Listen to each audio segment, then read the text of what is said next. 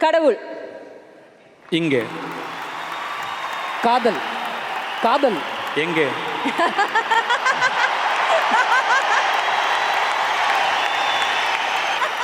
Sorry sir.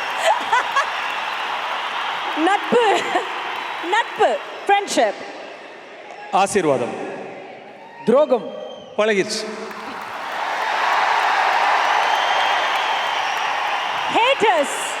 ஹேட்டர்ஸ்னு ஒரு கான்செப்டே இல்லைங்க ஆக்சுவலாக. அது வந்து அப்படி யாருமே கிடையாது. நம்ம எப்பயும் சொல்கிறது தாம்மா, நமக்கு அன்பு தராங்களா,